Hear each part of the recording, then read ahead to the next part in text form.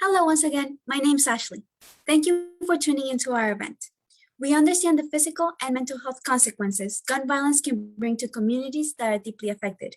This is why our biggest priority of the event is centering survivors. We, under- we have a powerful panel of survivors who are here to share their perspectives, and we are so thankful and happy to have them here with us. Before I pass it over to our facilitator, Regan, I would like to once again take a 30-second moment of silence to acknowledge the lives we've lost due to gun violence, as well as the survivors who are forever impacted. Thank you.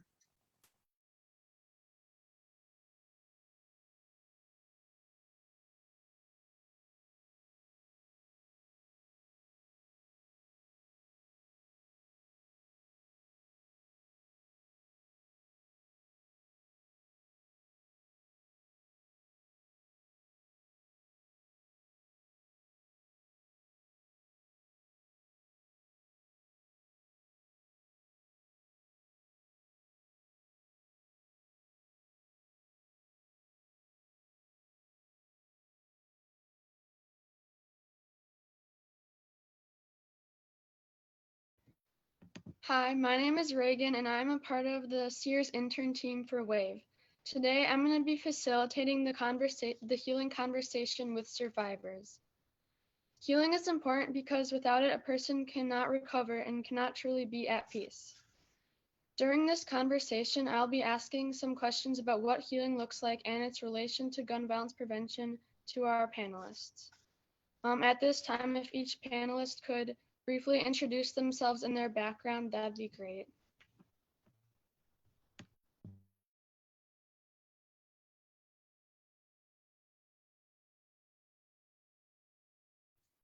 My name is Deborah Gillespie. I am the founder of Mothers Against Gun Violence. My name is Anita Peters, and I am a fine artist from Milwaukee. Thank you. Now I'm going to get started with the questions we have prepared. So first, what do you think is the importance of centering the voices of survivors in the gun violence prevention movement? And either one of you can start. Well, I think it's important for survivors to have a voice uh, from talking to different survivors. The opportunity to express their stories is a healing experience. So to begin healing. Yes, I would definitely agree with that. I think it's important to acknowledge that there's a community of us who are still here to tell the stories and share our different ways of healing and quite possibly make things better for another human being that didn't even know we could relate to. I think it's important to just share, like you said. Yeah, I agree. Do you guys feel as though you have been given a platform to speak out about gun violence prevention? And do you feel that your voice has been heard? I think it's an ongoing struggle to obtain platforms to speak out about gun violence, especially for BIPOC people. It's our voices are easily obfuscated by mainstream media, and that's something that needs to change.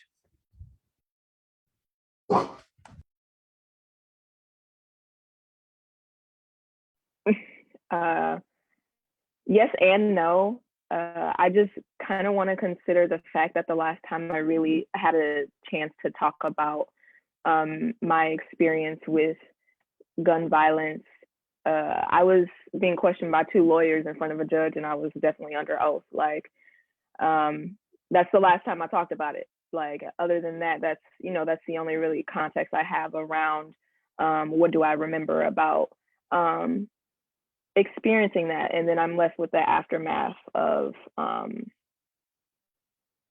what happens, of the aftermath of reality of this pattern of this phenomenon, and I'm just glad that we're here to be able to talk about it. There's a reason why, The next question also kind of relates to the aftermath. What resources were you given, or what resources do you wish you had been given to help with your healing process? For me, the resources that were given were support groups. At the time, Janetta Robinson had a support group, and show you how old my case is. That helped me quite, it just really helped me a lot. Um, but when it happened to me, no one came to me offering a lot of resources. I had to find them on my own.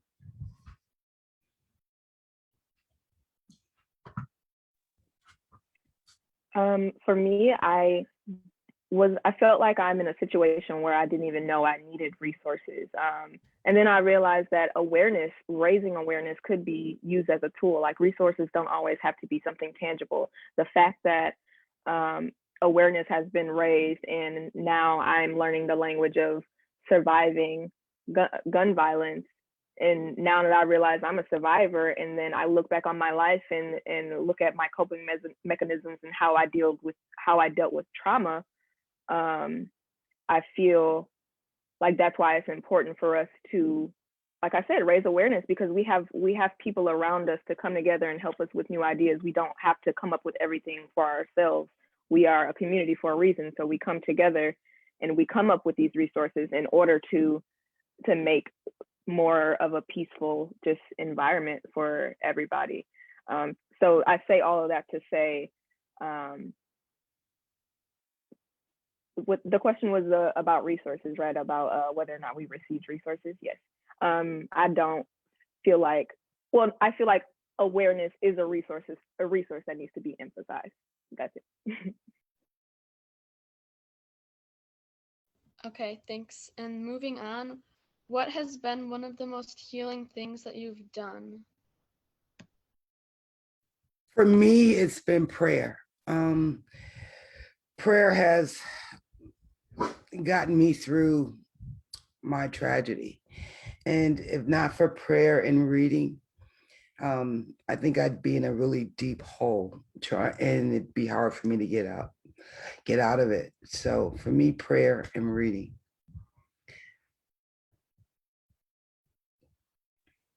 I'd also say friendships too, and family. I'm sorry, Anita. You're fine. You're fine. Everything you said rang so true. Definitely on the friends and family part, keep them very, very close.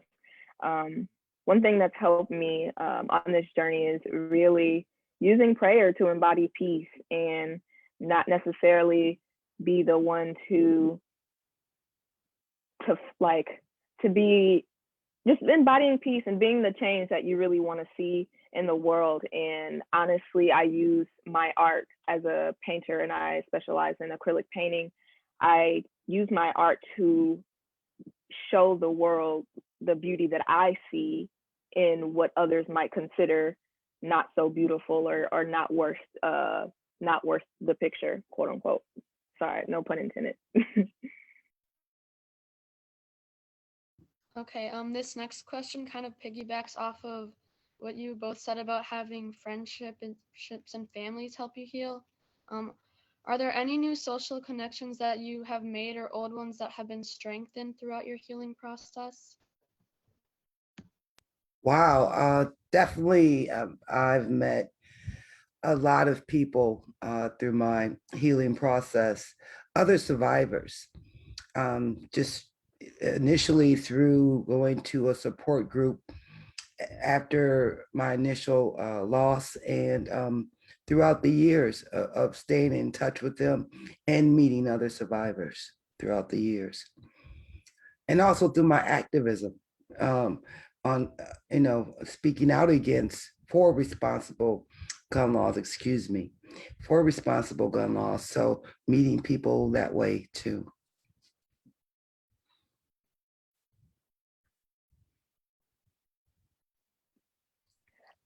I would actually like to speak towards an experience that I share with a really close friend of mine. where we were exposed to the misuse of weapons. To be more clear, we were exposed to gun violence, and the way that these experiences, because it was more than one time, but we've experienced one together. And the thing is, the way that we've molded that experience and that trauma and the way we feel about it, it's really driven like our fight for peace in the world. Like the fact that she is currently in the field of helping women who are survivors of domestic abuse, domestic violence. And I have committed my art to exposing the narrative, the real narrative of my community, exposing the real lives and the real beautiful souls that live behind the kind of like distorted narrative that the media tries to portray. You know, it's more than that. So I try to create art that tells the real story. So that's the fact that we share that connection and we chose to be the change brought us closer. I really have liked that. So.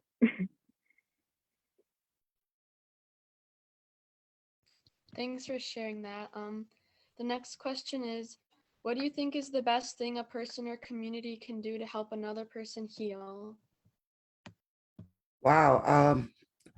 I think let them know that you're here for them, and tell them that you will help them, any way that they may need help, within your means, of course. And I think that in reference to the media, because as soon as a tragedy strikes, I think they need to be more considerate and compassionate for the victims, and not just stick a mic in their face, and use their tears and their pain as a entertaining blurb for the news.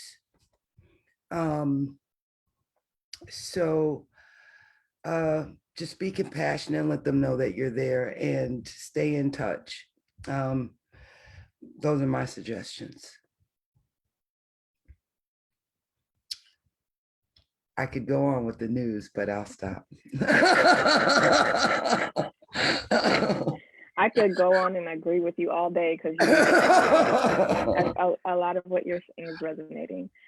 One thing that you said about being there for each other, that's definitely true, because the easiest feeling to feel is alone. And the one thing that I've learned throughout this journey is there are so many people who feel like me and are willing to work towards finding the good out of the bad things that happen.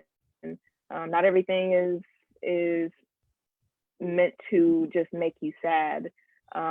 Things don't happen to you just to tear you down. It's for a reason. It's for a lesson. It's to help others and to prevent things and to make sure that people feel supported and needed and together and validated and all those things. Any one of those things. Sorry.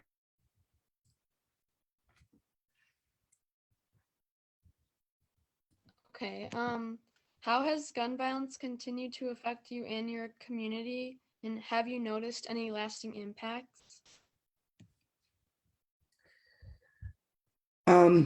Gun violence affects not only my community, but all of our communities. And it does have long lasting impact for generations, because the uncle's not there, the brother's not there, the son's not there, or the mother's not there, or the aunt's not there, or the grandfather or grandmother's not there. And it eliminates what could have been. So gun violence is not just affecting us today, but it will affect us in the future.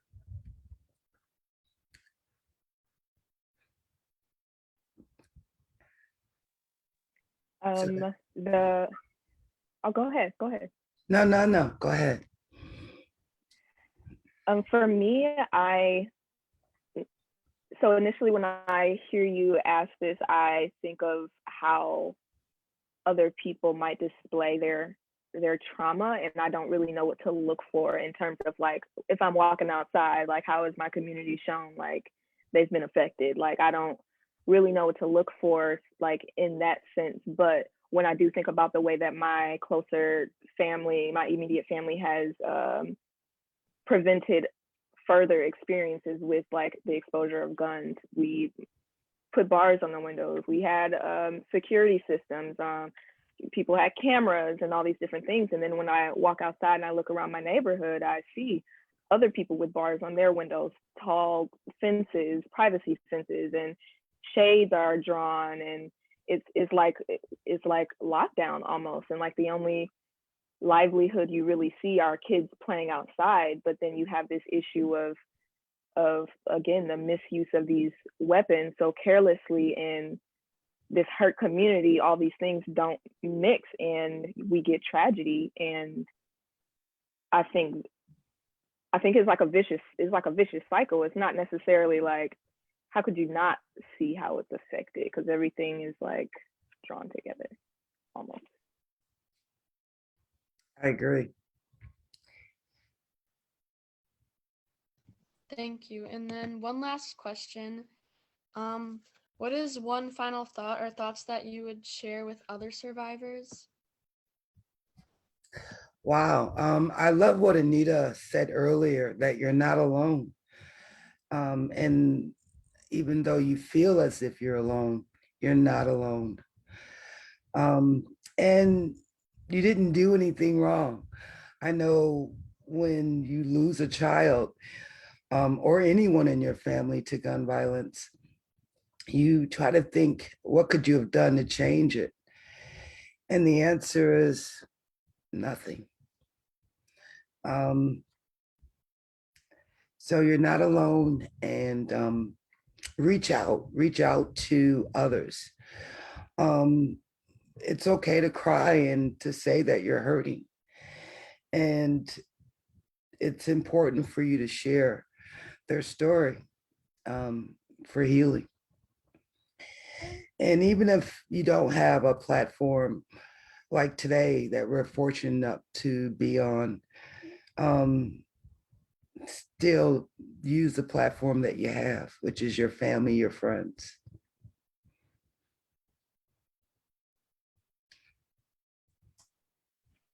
100%. Always use your platform. One thing that I notice is that I actually am not in the field of gun violence. I am in the field of art, and I have a background in education and community engagement. But again, like I said, everything is connected. And one lasting thought that I would have for survivors, that just feels good to say, because now I feel like I got another family under my belt. One last thing that I would like to say is that trauma doesn't always have to be seen as a negative thing. And it's all about perception and what you do with what you perceive. It's not always meant to be perceived as something sad that happened. There's a way that you can manipulate that sadness into happiness, and you just have to dissect what good can come from it. So when sharing your experience is the important part after that. Like I share my experience of making my art because of my experiences in my community, and it helps people come together and like, oh, I used to live on that block, or like, hey, I didn't know Milwaukee had such beautiful skylines, or like whatever it is. People who think that gun violence does not affect them, to the people who feel gun violence has ruined their lives, and everyone in between. It's important that we understand that it's all about how you perceive it and what we can do about the damage that's already been done. Yeah. Thank you both so much for sharing and taking the time to have this conversation and answer these questions. And thank you for everyone who listened in. I hope that this conversation gave everyone a little bit of more insight into what healing looks like and showed another side of gun violence and gun violence prevention. Thank you, Wave, for having this. Yes, thank you, Wave. All right. Thank you, everyone. I came in on camera super bright, so I apologize if I hurt anybody's eyes. So I wanted to thank our panelists again. I wanted to thank our facilitator. We finished the panel up a little bit early, and so I am going to just pass it off to our another intern to give us some closing remarks and some final thoughts. And so I will do that now. But thank you all so much. This conversation meant so much to me because I also have a handful, more than a handful of experiences, personal experiences with gun violence and losing people, and being part of this work is really hard, and it can feel really isolating sometimes. And so thank you all for sharing your perspective. As survivors, it's always appreciated, and it's so imperative to the work that we do. Without survivors, we wouldn't know which direction to take in gun violence prevention. So thank you so much for being here. And so I'm going to pass it over to Eileen once I get our technology back together. So. Anita, I want to connect with you.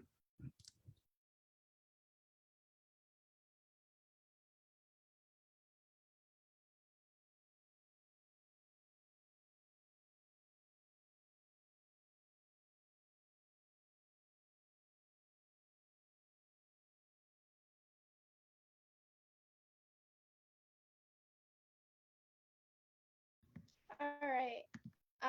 Hello, my name is Eileen, and I just want to thank you all so much for your presence today. We really would not have been able to do this without our wonderful panelists, facilitators, and audience.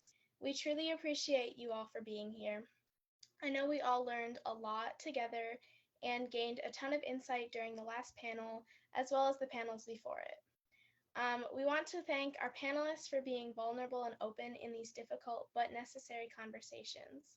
We'd also like to thank the amazing Wave crew, especially Deja and Mercedes, for guiding us along in the planning process and supporting our learning throughout this entire internship. Lastly, a huge thank you to all of my peers in the internship program for putting this all together. At Wave, we dedicate ourselves to finding equitable, common sense solutions to gun violence. Please find Wave on social media and visit our website, waveedfund.org, to find out how to be more involved with our organization. Also, stay tuned for our upcoming Wave of Day of Giving on August 17th. Be sure to take time to do the things that you enjoy and be well.